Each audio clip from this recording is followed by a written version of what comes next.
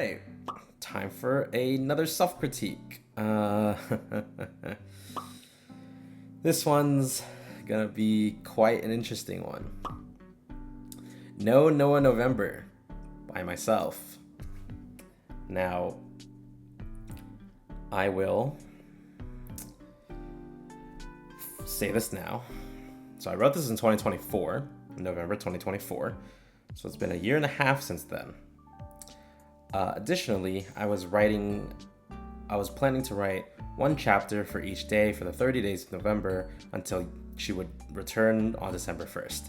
I mean, that's what happened, sort of, but I was running out of ideas. I was running out of energy because I still had classes, and so everything went off the rails super quickly, and it turned into a mess. It's really interesting where the story went, but it is still a mess. The good news is, 18 months later, I can critique it. Here we go. As a spread of papers fell toward the ground, Sensei nearly tumbled out of his chair as he and Yuka scrambled to pick them all back up. Behind them, Noah giggled before writing in her notebook. Noah, are you going to help us? 23:58:17. Yuka and Sensei hurried to pick up fallen papers. Noah set her notebook down and walked toward them, crouching down to pick up the remaining fallen papers. She returned to pick up her notebook and grinned. I will return shortly with 2 cups of coffee, one for each of you. As Yuka and Sensei slouched back onto their chairs, they weakly waved Noah goodbye as she turned the corner to locate the break room.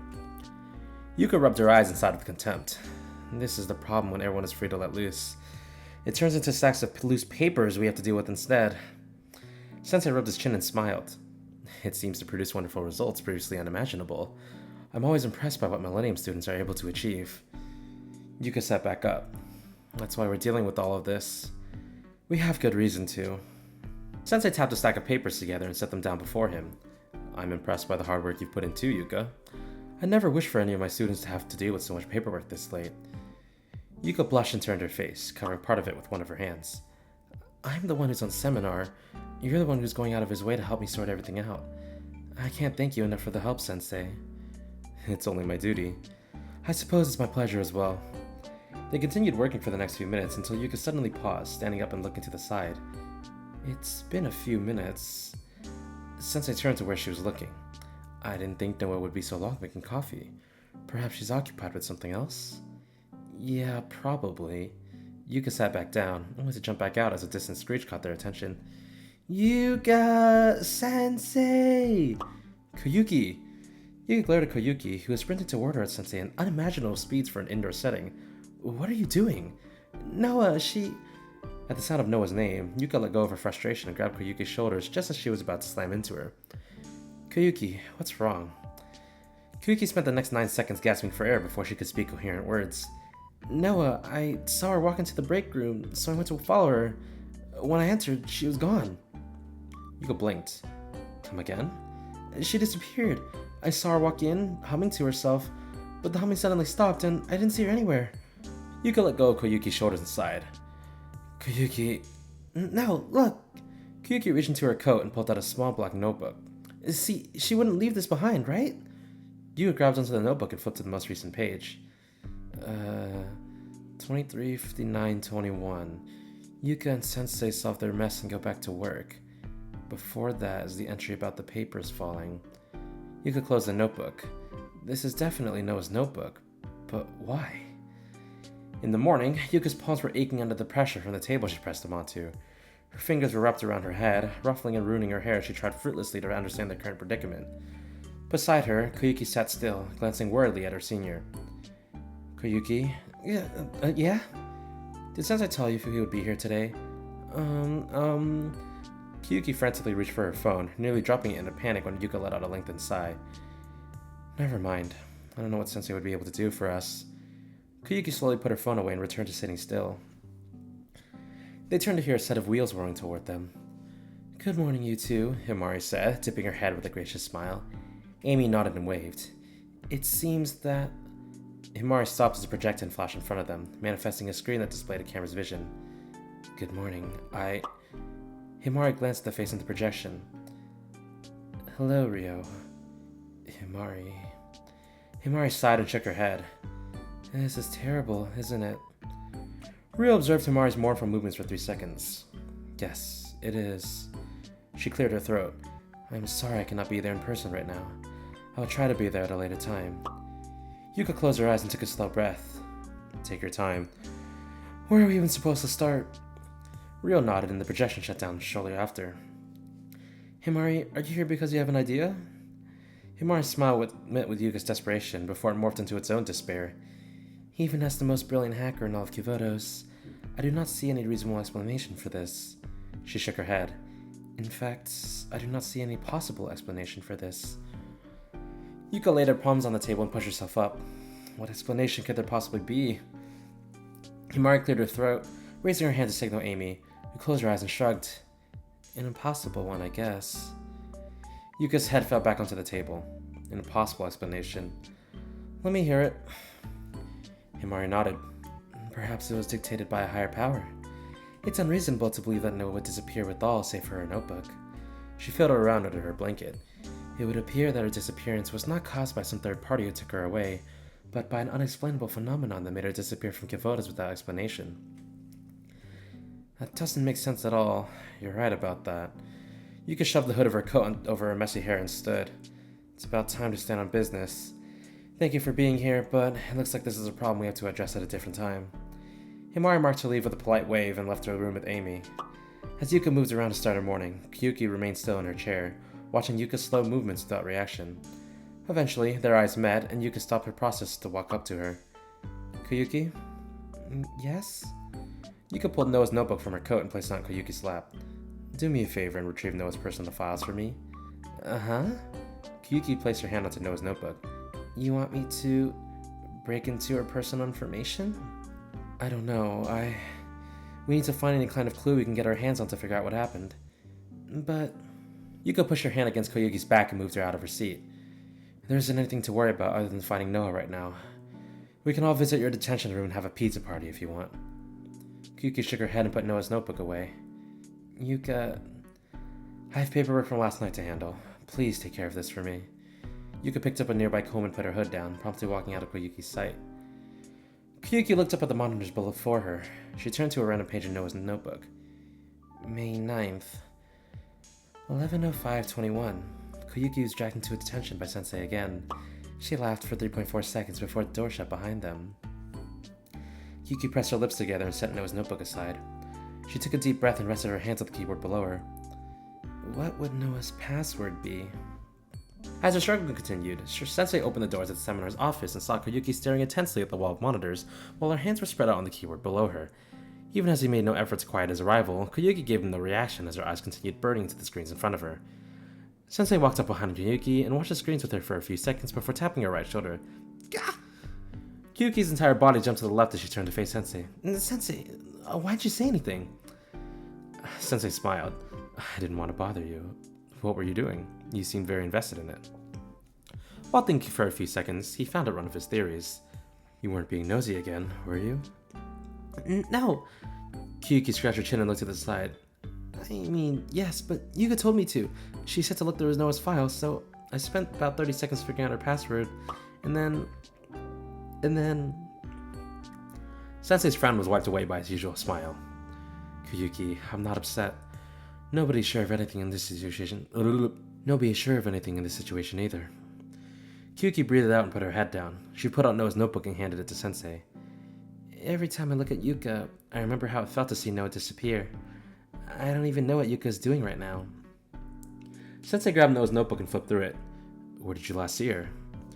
Kyuki told Sensei about Yuka's plans for the day. But, Sensei, I don't think she's really doing that. Sensei closed Noah's notebook and placed it on a nearby desk. I don't think so either. He walked up to Koyuki and ruffled her hair before walking away. I'm going to look for her. Be good. Bye. Sensei left the main room and walked down a hallway of open doors until he came across a closed door with a dim wave of blue escaping the gap by the floor. He knocked a few times inside. Yuka? After a few seconds, the door opened. Yuka's hair had been properly done and fixed, and she appeared to be as stoic and busy as she always was. Sensei, I didn't think you would visit Millennium today. After what happened last night, I didn't think I had any other choice. How are you doing, Yuka? Yuka turned around. I'm finishing up the paperwork we left behind last night. I'm just about done with it. Sensei glanced over her shoulder and saw neat stacks of papers laid out on the desk at the other side of the room. You've been working hard. It's my duty. I would have been here to help you if you had asked me sooner. Yuka shook her head. I don't want to bother you. Sensei entered the room and the door closed behind him. You know that none of this would be a bother to me. As Yuka sat down to finish the remaining paperwork, Sensei located a nearby chair. I ran into GDD on my way to seminar, actually. That's why I'm here later than I planned to be. Oh? What were you up to? It looked like all of them were out having fun, but I thought my eyes were messing with me when I saw 2 Alices in the group. Oh, were you not aware? Sensei shook his head. It seems like I'm not. Himari and the engineering club had saved the portions of their previous few budgets to copy Kei's consciousness into a copy of Alice. I don't know how they did it, nor how it turned out so well. Sensei scratched his head. Millennium is more impressive than I thought. Yuka's grin was made audible through a short chuckle. I don't throw around budgets for nothing. She tapped the remains of the paperwork together and placed it upon a nearby stack before dusting her hands. Finally. She stood and turned to face Sensei. Sensei. Yes, Yuka. Yuka closed her eyes before opening them with a smile. It seems I have some free time. May I have a moment of yours? Like I said, I always need to do the may I have a moment of your time quip once Yuka's with Sensei. It seems that I was a little off the mark when I talked about Himari and the engineering club copying Kei's consciousness into a copy of Alice. Turns out I was a little wrong in that department, but, you know. Day 2. Now all of Millennium knows you aren't here. I'm so funny. Sensei, cut it out. Yuka laughed as she pressed her hands against Sensei's shoulders, trying to lightly push him away as he continued the offense. Come on, it's getting late. Don't you have work to take care of tomorrow? You can't goof around over here forever. Sensei grinned. Part of my work is making sure all of my students are happy. I can't be sure right now, so let me double check. Hey! Their antics continue until they approach the building where seminar works. The lights shouldn't still be on. I hope Yuki isn't still working in there. If she is, let's give her a real big overtime pay. Sensei crept his way toward the door. Amused, Yuka sighed and followed him. Where they expected to see Yukiyuki, they saw her. But what they hadn't expected, they also saw. Sensei's eyes darted around the room as he tried to process who else was present. Engineering, Veritas, Sumire, you're here as well? And GDD with Kei. Quite the party you've all got here. Kiki's eye snapped toward them. It's not a party. They're all here to help us find clues about Noah. Sensei laughed. I wasn't accusing you of slacking. I'm surprised so many people are here. Maki yawned. It's not every day that a seminar member vanishes. It's usually never any day, Maki. She shrugged. You never know if all it takes for a Veritas to come in and crack the code. But, Kotama adjusted her glasses. Her eye bags shone under her squinting, tired eyes. There may not even be a code to crack. Honestly, what even is going on? Sensei frowned. I think it would be better if you all called it a night. Seriously, have you all been cooped up in here since the afternoon? It felt like everyone was out on a field trip while I was walking around campus today. Alice shook her head. We can't accept a game over. The hero's party only wins through perseverance. Yes, but I feel like there isn't even any demon lord to persevere against. It's not a game over if you leave it for tomorrow. And Kei. Sensei turned to Kei. Why aren't you stopping her? You look like you agree with me. Kei sighed. I only wish for her safety, of course. In spite of that, I cannot and shall not go against her wishes, as much I would prefer to oppose them. She closed her eyes, letting out a slower, softer sigh. I can only help as much as this form allows me to support her. Yuko flashed a sympathetic smile. Alice, and of course, all of you should get some rest. You won't work as efficiently otherwise. If anything, we can all gather early in the morning and keep at it tomorrow. Utaha nodded, if Yuka's the one suggesting it. Sumire nodded, indeed, by Yuka's word. Hari nodded, crushing the rest of her energy drink into her mouth. Agreed. Yuka blinked. What are you all talking about? Momoi grinned. Well then, we'll see you in the morning. Quickly, everyone began filing out of the room. Within seconds, all that remained was Sensei, Koyuki, and Yuka. Yuka looked back at the door that everyone left from, looking around as to search for an explanation. That was... what was that? Koyuki yawned and stumbled away from the keyboard. Is it finally time to stop? Yuka sighed. It's like you were hypnotized. Take it easy a little, Koyuki. I'm not... Koyuki tripped. Yuka sprinted forward and reached out, pushing Koyuki up before she fell. Have you seriously been looking through Noah's files all day? Koyuki began to shake her head, but as her head leaned towards one side, it fell into a nod. Seriously, you know better than that. With Yuka's help, Koyuki pulled herself back onto her feet. I'll go get some sleep. Yuka breathed it out. Really, now, what's got you so worked up over this? I thought with how much Noah drags you into the detention room, you'd be taking advantage of this. Koyuki frowned, turning her head away. Yuka raised her head. Wait, I didn't mean to assume anything. Koyuki shook her head. Hey, why don't you take this? She took out Noah's notebook from her jacket and handed it to Yuka. There wasn't really much I could do with something like this. Yuka held onto Noah's notebook. Thanks anyway. As she stared down at the notebook, Koyuki gazed at her. Hey, you know what you should do? Well, why don't you read in it like Noah would? It'll let her catch up when she comes back. Yuka's face morphed into a frown. I didn't say something wrong, did I? I'm sorry. Yuka shook her head. I can't believe I hadn't thought of that sooner. She looked up at Koyuki and grinned. That's a great idea, Koyuki. Thanks for suggesting it. Koyuki's eyes widened. Yuka laughed. Come on, it's way too late for either of us to be up. Let's pick it back up in the morning. Koyuki closed her eyes. When they opened, they sparkled as Koyuki's eyes always did. Of course! Good night, you two. She dashed away towards the room. Yuka turned around, a pleasant sigh escaping her. Sensei, that goes for you too. You should get some rest. Sensei smiled. Of course. My work here is done for the night, so I'll be heading back to Chalet. Good night, Yuka. Good night, Sensei. In the morning, nobody that had been in the seminar office was awake. Not Koyuki, nor Yuka, nor Sensei. It was only until the late afternoon that any of them got up. Even then, they all struggled to leave their beds, complaining to themselves that they needed 5 more minutes. Eventually, everyone concerned was awake, but none of them were in any condition to return to the seminar office as Yuka had suggested. Yuka herself was leaning against the outer walls of her room, squeezing Noah's notebook as her closed eyes stared at the ceiling, fighting her exhaustion, along with the urge to return to her room and sleep the day away. Within a few minutes, her reasoning got the better of her urges, and she pushed herself away from her room.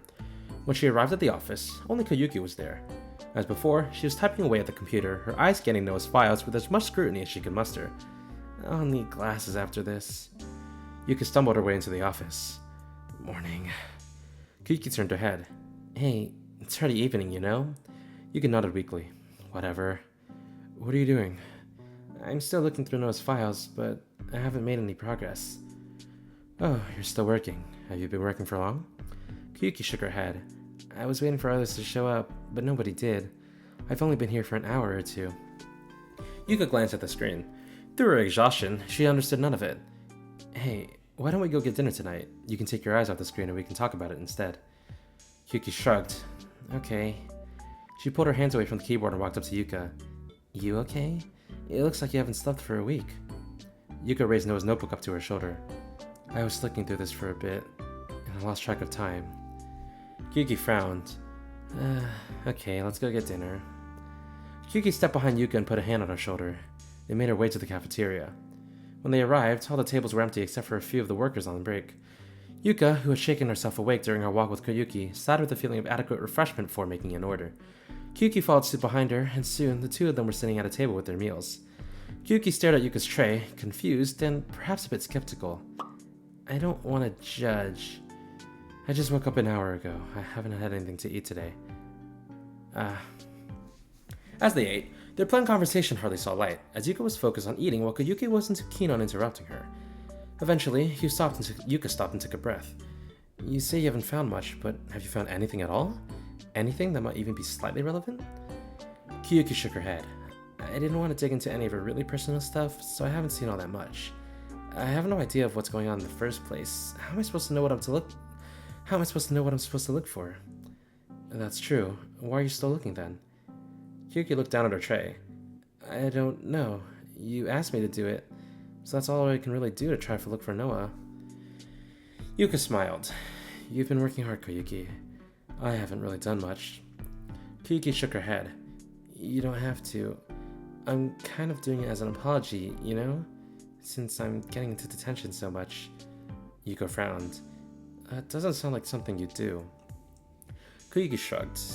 It feels weird without Noah around. Like you said, I don't have to worry about her showing up behind me, but Now I'm worried she'll never show up behind me again.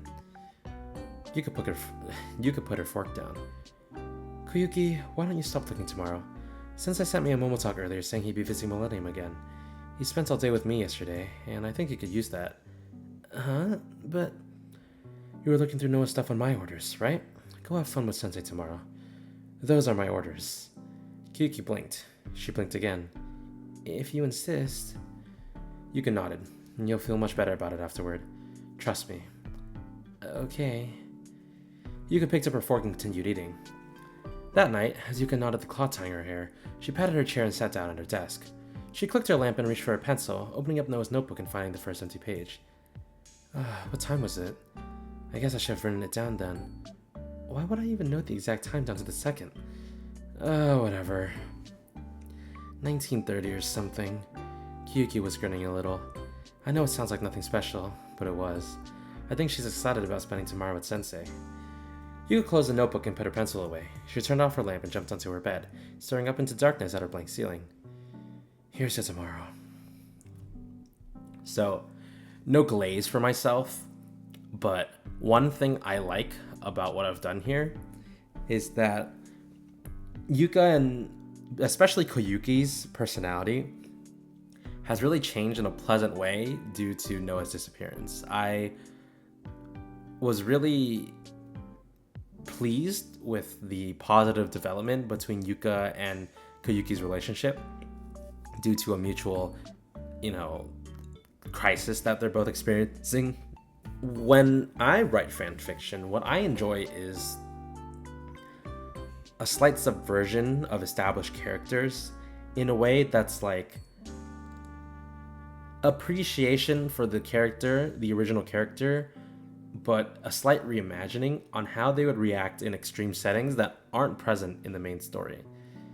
I'm trying to tie this back to my previous review of Repent, number 3, where a lot of my complaint was around the characters not acting in a believable manner due to the events of the story not being properly fleshed out. I will admit, Noah's disappearance here isn't exactly well fleshed out in this story either. It's kind of sidelined, but I will say I think I develop the extent of which people are worrying over Noka within chapter 1 and chapter 2 enough so that Koyuki's change in character is expectable. The way she spends this countless time rummaging through Noah's files, fruitlessly searching just to find nothing, especially because she doesn't even know what to look for, is what causes her to reflect and realize that despite all the trouble she gives Noah, and despite how much she hates when Noah catches her in the act and sends her to detention, the fact that Noah's just gone here kind of creates this air of depression, obviously, because a whole student is gone, someone close to you, that really makes Koyuki think about her previous relationships with Noah and her current relationship with Yuka. The fact that Yuka's still with her right now is something to appreciate, and that's why Koyuki has been so sentimental in these last couple chapters. It's really different from who Koyuki is normally, but there are still small quirks in her character that make you still appreciate the fact that it is Koyuki, just in a little bit of a different lens. I bring this up because the arc, quote-unquote arc or act of Yuka and Koyuki ends pretty quickly, and that's one of my regrets about this fanfic. Now that I'm going back and reading it, I realize that Yuka and Koyuki's development in the first couple chapters is really nice. I love this, and I mean that's why I wrote it, because I love seeing this kind of development. The issue is I was so focused on getting a plot going where they make progress towards Noah actually being found, and I kind of sidelined Yuka and Koyuki as a result. And if I was to rewrite this, it would just be so much larger of a story, because I would want to include everything that I included in tidbits in this work, including Yuka and Koyuki as characters who develop in these strange but expectable ways over time due to going a whole month without Noah. Like, when I get to later chapters of this story, Those two will hardly show up again, and the development between them that we just saw, we won't get any more of that, and that's one of my biggest regrets. But the story is as it is. So, Day 3, Molaname's Mischief Maker. What the? I didn't think you would actually show up this early. Sensei raised an eyebrow. And why not? I wouldn't lie to Yuka. But Kyuki paced around the room, shooting glances at Sensei as if something was supposed to change. Aren't you always busy? I mean, I'm glad you're here to keep me company, but I don't want to bother you, you know? Sensei frowned. This is awfully uncharacteristic of you, Koyuki. Is Noah still on your mind? Kyuki looked away. Not really. He sighed, reaching over and grabbing Koyuki's arm. Come on, let's go look for four-leaf clovers. Kyuki was still processing Sensei said in advance. What? I'll race you. Sensei began dragging Koyuki out of the office. Let's go while the sun is up. But the sun barely just got up. Who knows how much time we'll need? Kyuki frowned. Yeah, you're right, she grinned. Alright, let's go. Yuka smiled. Have fun, you two. Sensei looked back. Will you be alright, Yuka? He was no longer dragging Koyuki, as she was now eager to follow along. If you're getting tired, you can always come and join us. Yuka shook her head. I'll be okay. Koyuki spent a good chunk of the last 2 days working to find clues, so I'll take the reins for today. Koyuki, make sure you relax, okay? No need to tell me twice. Good luck, Yuka! Koyuki ran ahead of Sensei, being the one to pull him away. When they left, Yuka opened Noah's notebook while turning her attention to the screen. 8:04-ish? Sensei and Koyuki go looking for four-leaf clovers. I'll never understand how she can tell the time so easily. She sighed, putting the notebook in her jacket pocket. Alright, let's start looking. Also, it doesn't show on the screen because I have it so zoomed in. This chapter's super short. Super short. And so this is part of the reason why the story kind of sidelined itself. I was running out of things to say. I was running out of things to write. I was running out of time to write all these ideas. If I didn't restrict myself to the single month of November to write 31 chapters, I probably could have expanded the chapter a little more, but I was kind of stuck on time and I didn't really know what to write about. So I just ended up speedrunning this chapter to Koyuki's detriment, but you know, what can you do? I already wrote it. Meanwhile, Sensei and Koyuki were out on the grass fields of Millennium, racing to look for four-leaf clovers. I knew this was a bad idea. After all, you pointed out the four-leaf clover to me last time. Don't be so sure, Koyuki. That good luck must have rubbed off on you. Who knows what'll happen? It's been hours. It's been a few minutes. Koyuki's cries of despair rang out as they continued looking for clovers. After hours had passed, they gave up racing and started to look for a four-leaf clover together. Koyuki yawned before moving on to another patch. Our luck is running dry. Sensei looked over at Koyuki. Koyuki, do you miss Noah? I don't know. I mean, it's kind of weird. I don't really miss her. I mean, Yuka would be way busier, so there's no end to what I can get away with. That sounds like something you'd say. I don't believe you. Why? Koyuki stared at the grass below her. She shook her head and closed her eyes. Nah, I don't really care if she's here or not. But... Slowly, she opened her eyes, staring deep into the blades of grass caught in her grip. I remember the night she disappeared. I didn't see it happen, but she basically vanished in front of me. It's a weird feeling that I can't explain. If someone told me she was gone, I might be happy, but... Koyuki ripped the blades of grass out and stood. I don't know what this feeling is. I don't like it. She dropped the blades of grass and adjusted her hands. She turned to Sensei and flashed her usual grin. Oh, who cares? We still haven't found that four-leaf clover. Let's keep looking. Koyuki ran off, finding a new patch of grass to search in. Sensei looked onward, turning around to find his own grass patch before noticing Yuka walking toward him. Ah, I didn't expect you to be out here.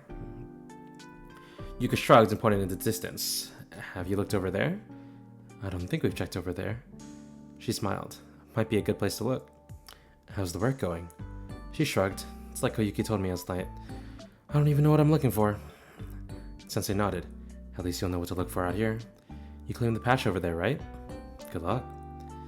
Yuka sighed and walked over, calling to Koyuki on her way. Koyuki responded with a surprised yelp before the two of them went looking for clovers like their interaction hadn't happened. When the sun started to fall, it seemed like they cleared the entire field of grass twice over without finding a clover. Kiyuki shook her head in defeat and handed Sensei a 3-leaf clover. Yep, unlucky to the end. It was fun looking for one at least, right? Kiyuki shrugged. Sure, it was fun. She sighed and looked away. Sorry, Sensei. I don't want you to have to deal with my bad mood. Sensei patted her shoulder. It's my job to make sure all my students are happy. It seems I still have some work to do. He took a deep breath and reached for Koyuki. What? He grabbed Koyuki under her arms and lifted her up, spinning her around and running across the field. What are you doing? Sensei refused to respond, spinning and running even faster. You can watch them from a distance, smiling fondly as if she knew what it was like. I did that to her in chapter 2. Like that's what Sensei did, and that's why they were laughing so much. I'm so stupid, bro. Why do I do this? Seems like he uses the trick on all his students. She knew what it was like. When night fell, Yuka had already returned to the office to continue working. Eventually, Koyuki burst through the door, screaming in both fear and excitement. Get away from me! What are you, Naru? Sensei sprinted to the doorway, keeping chase. I hope you're ready for some supplementary lessons from Sensei. No! Yuka smiled as she continued working, entertained by the sounds of their antics. Koyuki's shouting was reduced to groans as she struggled fruitlessly to escape Sensei. She had been caught. You caught me. That's right. You'll think twice about doing that again, right? Yes, I'm sorry. Yuka arched her eyebrows, but she shrugged it off and continued working. Are you feeling better? Koyuki breathed it out. How can I not? You're a weird one, Sensei. Speak for yourself. Thank you, Sensei. Really. Yuka turned around to see the two of them smiling at each other. I'm glad you had fun, Koyuki. I'm going to return to Chalet and finish up some work. Be good, okay? Koyuki nodded, turning to Yuka and nodding again. Great. I'll see you two again soon. You will not see the two of them again soon. I apologize for that.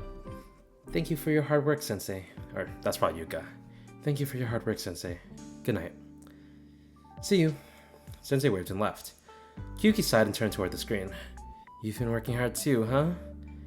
For some reason. Yuka opened Noah's notebook. We should probably stop looking through her stuff. It'd be weird explaining it to her later. We shouldn't explain it to her. I already wrote it down in her notebook. I think I can get through one more. Oh, an Alice chapter. See, I have to go through this. I have to do this before we finish. Day 4. Outside this defined box. Princess, please. Alice flicked Kay's forehead. The hero always protects her friends. When a party member goes missing, we have to rescue her at all costs, or else Alice is no hero. Kay rubbed her forehead and sighed. I'm not suggesting that you should think of abandoning her. However, how do you plan to look for her without an idea of where she could be? Alice shook her head. It's not about knowing anything. No matter what the world throws at us, the good side always wins. That's why we will find Noah no matter what. Kay narrowed her gaze. And how do you suppose we start looking? Alice blinked.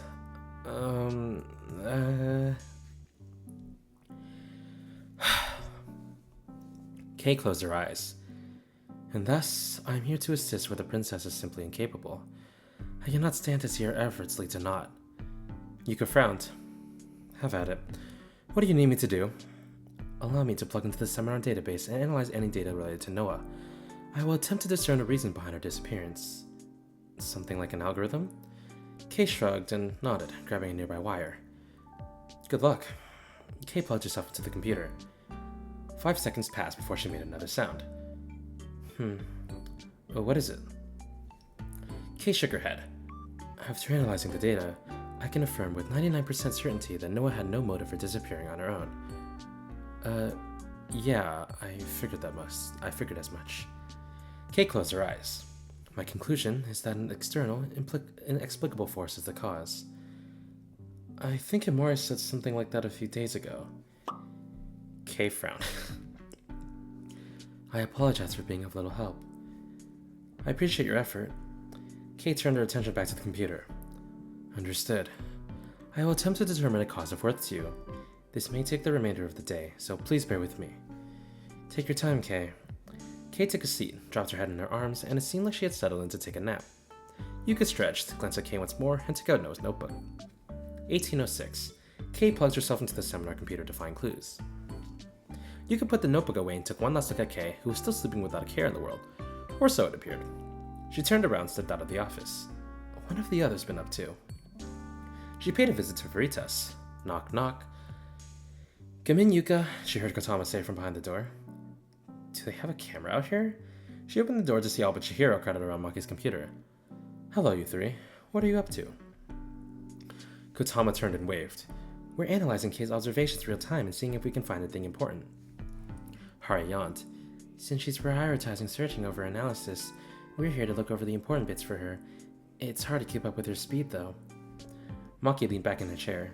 If she has the capacity to do the analysis at the same time, that would be better for us. She might have other reservations that cause her to oversearch for whatever she can find. Kotama adjusted her glasses. That doesn't sound like something Kay would do. Who knows? Either way, she's not looking, so we may as well be. Yuka frowned. I appreciate your help, but Kay didn't mention this. Well, we didn't plan anything with her. We saw her data stream show up in the network, so we hopped on and said hello. Is that how that works? Maki shrugged. Okay. What about Himari? Huh? Hari shrugged. Maybe. Yuka nodded. I'll go visit her. Thanks for your time, you three. Just checking in on you. She walked out of the room, taking out Noah's notebook as she walked towards Himari's place. 1823. Looks like Veritas is helping Kay search as well. She arrived at the Super Phenomenon Task Force club room. Amy opened the door. Hello, Treasurer Yuka. Good afternoon, Amy. Is Himari there? Amy stepped aside. Apparently, she saw Kay's data stream and jumped onto it immediately. She breathed it out. I don't know too much about the details. She's been too invested in it to explain it to me, which is unusual. A lot of unusual things have been happening recently. Thanks, Amy. Yuka stepped inside and walked up beside Himari. Good afternoon, Himari. Himari raised her hand, the rest of her fixed on her computer. Good day. Have you found anything? Himari's head shook ever so slightly. Both you and Verita started looking as soon as Clay plugged herself in. Is there something special about this that makes you so invested? Himari smiled. Kay is special. Observing her efforts is a plus aside from looking for Noah. Yuka turned to the computer. I just see a bunch of numbers. Can you really read this? Only barely. She's working fast. Yuka sighed. I guess I'll leave you to it. Wonder what I can do. You can sneak yourself at home. Amy would be happy to keep you company. Amy shrugged. Sure. Yuka frowned. I don't know. It feels weird not doing anything. Well, what can you do? Thanks for the hospitality. Yuka took a seat. Let me know if you find anything. Of course. Still debating whether they should make progress or just be in the dark for an entire month. So I decided that eventually they should make some progress. So. Oh, this is... Dude, the thing is a lot of these chapters are short. We'll go... hopefully they make some progress, like a tidbit of progress in this chapter, and then I can stop. Alright. Day 5 is an infinite realm. So, day 4, outside this defined box, is an infinite realm. No shit. Basically, it's hinting that this story is about to go off the fucking rails. Yuka's head jumped off the desk. She wiped her mouth and looked around. To her right, Himari sat asleep in a wheelchair. To her left, Amy sat asleep in a regular chair. She looked up at the screen. It was dim to accommodate a decent night's rest, but she could still make out the stream of numbers flying across the screen as they had been earlier. Kay's still working hard. I should check on her. She rubbed her eyes and tried to stand, only then noticing the blanket draped upon her. She grabbed into the blanket and stood. She turned to Himari, who had already had her own fancy blanket that she could barely see with the light from the screen, comforting her. She turned to Amy, who seemed to be with that one. She walked up to her and draped the blanket over her before leaving the room. She couldn't tell what time of day it was, but she could only assume it was still early. The hallway lights were all off, but experience helped her continue moving forward. Her phone could have helped her find her way, but the darkness was kind of nice while she was still a bit tired. As nice things are, it took more time and more wrong turns than she would have liked before she reached this seminar office. She scanned herself in and entered the room where Kay was working. As expected, Kay was in the same position as she was the day before. Yuka took the seat next to her and looked up at the computer screen. The same flow of numbers she had seen with the Veritas and Himari were in front of her. She glanced down at the desk below her. What does it mean? She turned to Kay, who hadn't moved in response. Of course, that was also expected. What does it mean, Kay? In a brief time outside, she confirmed that it was too early for her to be awake. She patted Kay's back and dropped her head on the desk before closing her eyes. She opened them to the screen flashing red and Kay squirming in her sleep. Yuka rubbed her eyes and scanned the screen. The numbers had stopped moving, except for a single string of numbers continuously scrolling on the top. Yuka turned between the screen and Kay for a few seconds before her phone buzzed. And again, and again, and again. Then her phone started ringing. She shuffled her hand in her jacket, loosely grabbing her phone and dropping it onto the desk. Himari? She picked up the phone. Cut the connection, now! With the other hand, Yuka reached for the cable connected to Kay's hip. Is it safe to... It doesn't matter, just pull the plug! Yuka reached for the base and tugged, ripping the cable out the port. The screen flickered before promptly turning off. Kay didn't move. I did it. Good. How is Kay? She isn't moving. It should be nothing you need to worry about. If you could, continue watching over her until she wakes. I can do that. Wonderful. Please update me with what happens. Himari hung up the call. Yuka checked her text to see Katama, Mari, and Hare all texting her to disconnect Kay. She opened Katama's text channel. I disconnected her. What happened? Kay started overloading. What? She probably processed too much info. Yuka turned back to Kay. Was she still sound asleep? Yuka put a hand on Kay's back and lightly shook her. Hey, can you hear me? No response. Yuka leaned back in her chair and looked up to the ceiling. This may take a while. Kyuki entered the room. Is that Alice? It's Kay. Kyuki frowned. Why is there no distinction? Yuka shrugged. What's she doing? Yuka filled her in on Kay's efforts to help them look for Noah. Oh, she overloaded. Must have been an infinite loop or something. Kyuki turned to the computer. Can I turn it on? It should be fine. Kyuki walked up to it and turned it on. Did Kay set the data somewhere? I don't know. Himari and Veritas were watching a live data stream, or so they said. I can ask them. I'll just look around. Kyuki opened the file explorer and began snooping around the directories. Found it. That was fast. A text file? And it's all binary strings. One moment. Kyuki quickly scanned the file, scrolling down seeing nothing but zeros and ones. After a minute, she shook her head. It's too much information. She's listing nothing but information and theories as to what happened to Noah, but it's not too helpful. Kyuki looked at Kay. Seems we have to wait for her to wake up before we can use this data. What about Alice? Kyuki turned back to the screen. It could work. The heroes arrived! Alice entered the room with the rest of the club. Oh, so that's where Kay ran off. Alice walked up to Kay and patted her shoulder. What recovery item would work on Kay? She'll wake up with time. You could gesture to the screen. Can you read this for us? This is everything Kay told us about Noah, but it's too much to read. Alice looked at the cable on the floor. Excuse me then. She picked up the cable and plugged herself in. Yuka turned the chair toward her, and Alice took a seat. Analyzing... She closed her eyes. 6 seconds later, she opened them. I have processed all the information. She turned to Yuka, blushing. Some of the photo... Yuka's body jerked back. Wait, the text file! The text file! Understood. Alice breathed it out. Kay emphasized one particular theory, roughly around line 1,958,484, character 52,879,068. She says some indiscernible outside entity has deliberately removed Noah from our universe. Yuka frowned. What does that even mean? She lists her explanations afterward. All traces of Noah disappeared, including her possessions and clothing, except for her notebook. Anything she did not carry on a person is still here, so the concept of Noah has not been erased. Therefore, it is possible that Noah is somewhere out there, though likely somewhere we cannot comprehend. Of course, there are other explanations that work with these factors. However, Alice smiled. Kay says she likes this theory. So, what do we do with this theory?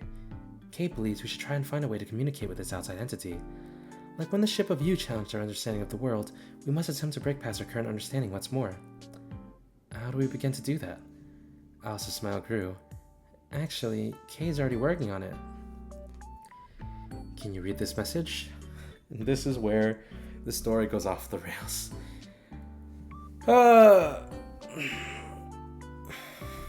This is chapter 5. I need to mark where I am for this one or else I'll lose track. So, comments for that chapter. I don't fully understand computer stuff, even considering my major. So I try to make it as like general as possible so that it would make enough sense while trying to sound as techy as possible in some sort. K.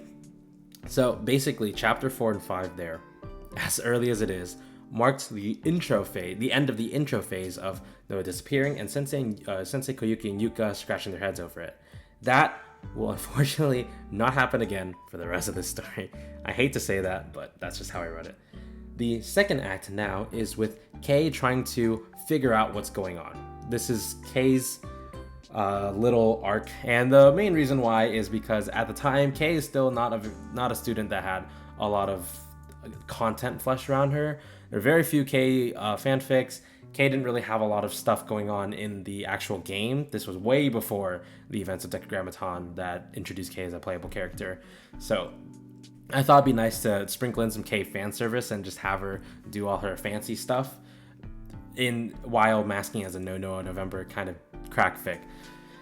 Of course, that made the story go in a really weird direction, but Kei love, so I had to do it.